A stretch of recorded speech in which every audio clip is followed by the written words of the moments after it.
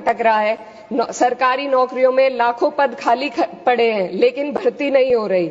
निजी क्षेत्र में भी नौकरियों की संख्या घटती जा रही है। उधर देश की शीर्ष 1% अमीरों के पास 40% से अधिक संपत्ति है, जबकि करोड़ों लोग 2 वक्त की रोटी के लिए संघर्ष कर रहे हैं। यह आर्थिक असमानता लगातार बढ़ रही है क्योंकि सरकार की नीतियां बड़े उद्योगपतियों को फायदा पहुंचाने के लिए बनाई जा रही है, जबकि गरीबों और मध्यम वर्ग को महंगाई और टैक्स के बोझ तले दाबा जा रहा है। जब यह सरकार सत्ता में आई थी तब $1 लगभग 60 रुपए के बराबर था और आज 83 तक पहुंच गया है। Sir 2 minute. रुपए की इस गिरावट का सीधा असर आम जनता पर पड़ता है। इस सरकार की मौजूदा वित्तीय नीतियां पूरी तरीके से अमीरों के पक्ष में झुकी हुई है। भारत एक समाजवादी देश है जहां सरकार का कर्तव्य है कि शिक्षा, स्वास्थ्य, यातायात जैसी बुनियादी सुविधाओं का लाभ अपने नागरिकों को पहुंचाए और उन्हें समान अवसर और सुरक्षा दे। भारत के सरकारी स्कूलों और अस्पताल की हालात लगातार बद से बदतर होते जा रहे हैं। सर बस किसानों पर अपनी बात रखना चाहती हूँ। हमारा देश तब तक सशक्त नहीं हो सकता जब तक हमारे किसानों को उनका हक नहीं मिलता। 2023-24 में भारत की 46% श्रमिक आबादी कृषि क्षेत्र में कार्यरत थी, फिर भी इस क्षेत्र को नजरअंदाज किया जा रहा है। सरकार किसानों की आय दुगनी करने का वादा करती है, लेकिन असलियत यह है कि खेती की लागत बढ़ रही है, जबकि किसानों की आमदनी स्थिर बनी हुई है। ट्रैक्टर और हार्वेस्टिंग मशीनों पर 12% जीएसटी में सर 1 मिनट सर किसानों का मुद्दा है, बस 1 मिनट सर खत्म कर लें। हार्वेस्टिंग मशीनों पर 12% जीएसटी से किसानों को परेशानी और बढ़ रही है।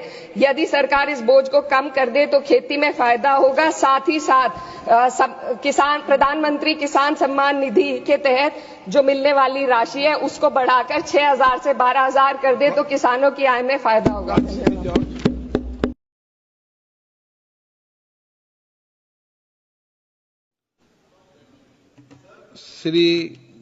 सुश्री इकरा चौधरी 2 मिनट में अपनी बात कह दें। माननीय धन्यवाद अध्यक्ष जी। आज मैं 2025 के वित्त विधेयक पर अपने विचार रखने के लिए खड़ी हूँ। सरकार इस बजट को जन कल्याणकारी बता रही है, लेकिन क्या ये वास्तव में गरीबों, किसानों, श्रमिकों और मध्यम वर्ग के हितों की रक्षा करता है? क्या ये युवाओं को रोजगार देगा? क्या महंगाई में राहत देगा? लगातार हम पढ़ते आ रहे हैं कि भारत की जीडीपी पिछले 10 वर्षों में दोगुनी हो गई है और हम जापान और जर्मनी को पीछे छोड़ते हुए 27 तक दुनिया की तीसरी सबसे बड़ी अर्थव्यवस्था बनने के ओर अग्रसर है। लेकिन यह उपलब्धि तब फीकी पड़ जाती है जब हम प्रति व्यक्ति जीडीपी के आंकड़ों को देखते हैं, जिसमें भारत विश्व स्तर पर 100 से अधिक देशों से पीछे है। 23-24 के लिए स्थिर कीमतों पर प्रति व्यक्ति जीडीपी केवल 1,24,600 रुपए है। ये कोई आश्चर्य की बात नहीं कि सरकार इस डेटा पर बात करने से बचती है, क्योंकि वे ये नहीं समझा सकते कि पूरे देश की जीवन स्तर में वृद्धि क्यों नहीं हो रही।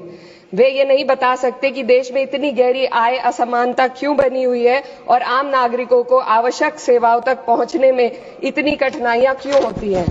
सरकार दावे करती है कि भारत की अर्थव्यवस्था दुनिया में सबसे तेजी से बढ़ रही है, लेकिन इस विकास का लाभ केवल अमीरों को मिल रहा है। आज हमारे देश में शिक्षित युवा नौकरी की तलाश में दर-दर भटक रहा है। सरकारी नौकरियों में लाखों पद खाली पड़े हैं, लेकिन भर्ती नहीं हो रही। निजी क्षेत्र में भी नौकरियों की संख्या घटती जा रही है। उधर देश की शीर्ष 1% अमीरों के पास 40% से अधिक संपत्ति है, जबकि करोड़ों लोग 2 वक्त की रोटी के लिए संघर्ष कर रहे हैं। यह आर्थिक असमानता लगातार बढ़ रही है क्योंकि सरकार की नीतियां बड़े उद्योगपतियों को फायदा पहुंचाने के लिए बनाई जा रही है, जबकि गरीबों और मध्यम वर्ग को महंगाई और टैक्स के बोझ तले दाबा जा रहा है। जब यह सरकार सत्ता में आई थी तब $1 लगभग 60 रुपए के बराबर था और आज 83 तक पहुंच गया है। Sir 2 minute. रुपए की इस गिरावट का सीधा असर आम जनता पर पड़ता है। इस सरकार की मौजूदा वित्तीय नीतियां पूरी तरीके से अमीरों के पक्ष में झुकी हुई है।